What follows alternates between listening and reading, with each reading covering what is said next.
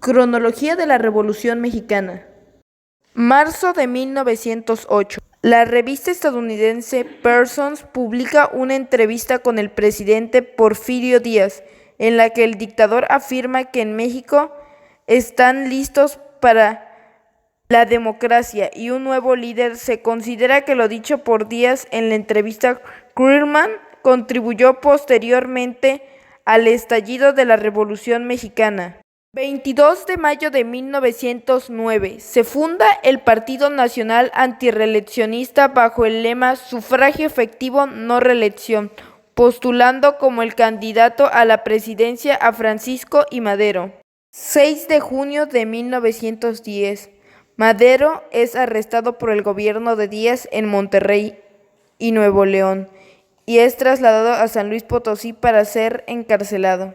26 de junio de 1910 se lleva a cabo las elecciones federales. Díaz, candidato del Partido Nacional Reeleccionista y del Partido Nacional Porfirista, recibe 18.625 votos. Madero, del Partido Nacional Antirreeleccionista y el Partido Nacional Democrático, recibe 789 votos. 27 de septiembre de 1910, el Congreso de México declara oficialmente reelectos a Díaz y al vicepresidente Ramón Corral. 5 de octubre de 1910, Madero promulga su plan de San Luis Potosí en San Antonio, Texas, tras escapar de la cárcel en México. Su plan pide a todos los mexicanos que se levanten para derrocar al dictador el 20 de noviembre de 1910. 14 de noviembre de 1910. Se levanta en armas el militar Toribio Ortega en la localidad de Cuchillo Parado, Chihuahua. 6 días la fecha del levantamiento propuesta por Madero. 18 de noviembre de 1910 se registra un enfrentamiento a tiros en la casa de la familia Cerdán en la ciudad de Puebla, cuando fuerzas del gobierno intentan ejecutar un cateo. Los Cerdán, seguidores de Madero, se preparaban para iniciar la revolución tras el llamado de Madero a levantarse en armas. Los hermanos Aquiles y Máximo Cerdán, entre otros antirreeleccionistas, terminan muertos. 20 de noviembre de 1910. Comienza oficialmente la revolución. 1 de diciembre de 1910. Díaz inicia su octavo periodo presidencial para el siguiente sexenio. Finales de 1910. Madero convence a Pascual Orozco y a Francisco Pancho Villa a unirse a la revolución. Marzo de 1911. Emiliano Zapata lidera el levantamiento de campesinos en el estado sureño de Morelos a favor de los derechos de la tierra y el agua. Simultáneamente estallan revueltas armadas en otras partes de México. 10 de mayo de 1911. Orozco y Villa toman Ciudad Juárez, Chihuahua. 21 de mayo de 1911. Madero firma el Tratado de Ciudad Juárez con el gobierno de Díaz, un acuerdo de paz que pone fin a la lucha entre las fuerzas del revolucionario y el dictador. Concluye la fase inicial de la revolución. 25 de mayo de 1911. Díaz renuncia a la presidencia y parte hacia Europa el 31 de mayo. Francisco León de la Barra es nombrado presidente interino de México. 7 de junio de 1911. Decenas de miles de personas reciben a Madero en su entrada triunfal a la Ciudad de México. 6 de noviembre de 1911. Madero es elegido presidente de México. 2 de marzo de 1912. Pascual Orozco lidera la rebelión contra Madero en Chihuahua al lanzar el plan de la empacadora. El general Victoriano Huerta, bajo las órdenes de Madero, derrota a Orozco y arresta a Pancho Villa meses más tarde. 9 de febrero de 1913. Huerta, Félix Díaz y otros hombres ligados al porfiriato traman una traición a Madero. El general dirige un golpe de estado contra Madero, quien es después arrestado y encarcelado.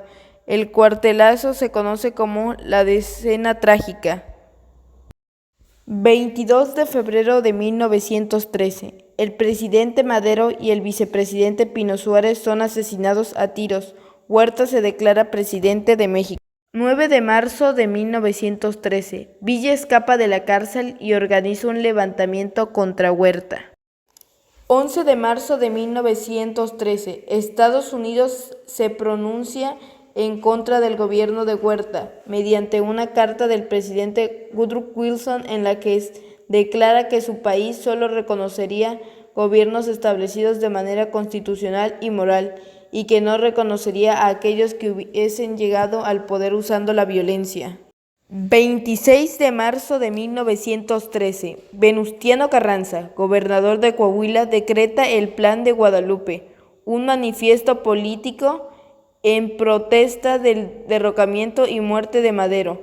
El plan denuncia la usurpación de Huerta y propone la restauración de un gobierno constitucional. 30 de mayo de 1913. Zapata declara oficialmente la guerra a Huerta. 3 de abril de 1914. Fuerzas de Villa derrotan al ejército federal en Torreón, Coahuila, tras el enfrentamiento conocido como la Batalla de Torreón. 21 y 22 de abril de 1914. Fuerzas militares de Estados Unidos ocupan Veracruz. El presidente de Estados Unidos anuncia que la invasión se llevó a cabo porque el gobierno de Huerta se negó a disculparse por el incidente relacionado al buque USS Dolphin, que ocurrió cuando las fuerzas militares estadounidenses fueron arrestadas en Tampico durante un viaje para reabastecer el buque de insignia. 23 de junio de 1914. Villa y su división del norte derrotan decisivamente a las tropas federales del general Luis Medina Barrón durante la toma de Zacatecas.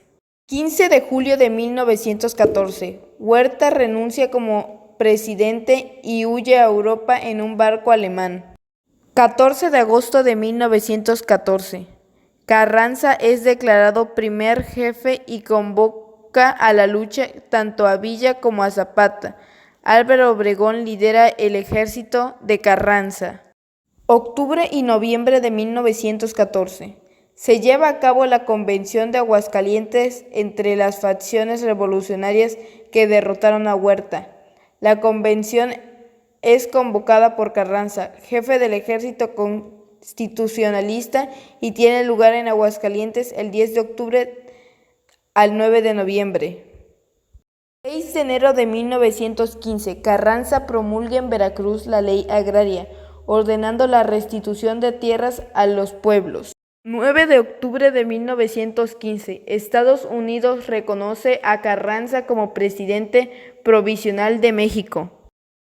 9 de marzo de 1916. Pancho Villa lanza un ataque mortal contra el poblado de Columbus, Nuevo México, como represalia por el reconocimiento de Estados Unidos de su ahora enemigo Carranza. 5 de febrero de 1917. México adopta la Constitución de 1917, reclama los derechos sobre el subsuelo, instituye nuevas regulaciones para beneficiar a los trabajadores organizados y decreta sanciones contra la Iglesia Católica. Diciembre de 1918. Fuerzas carrancistas bajo el mando de Pablo González emprenden una ofensiva contra los zapatistas, tomando bajo su control la mayor parte de Morelos. Zapata se retira a Puebla. Carranza pide a los generales zapatistas unirse a la causa constitucionalista a cambio del perdón. 10 de abril de 1919. Zapata es asesinado en una emboscada en su estado natal, Morelos. 1 de junio de 1919. Obregón anuncia su campaña para la presidencia de México. 23 de abril de 1920. Por medio del Plan de Agua Prieta, Obregón se declara contra Carranza, cuyo apoyo decrece. 21 de mayo de 1920. Carranza es asesinado en Puebla tras huir de la Ciudad de México. 5 de septiembre de 1920. Obregón es elegido presidente. 1 de diciembre de 1920. Obregón toma juramento como presidente. La Revolución Mexicana llega a su fin.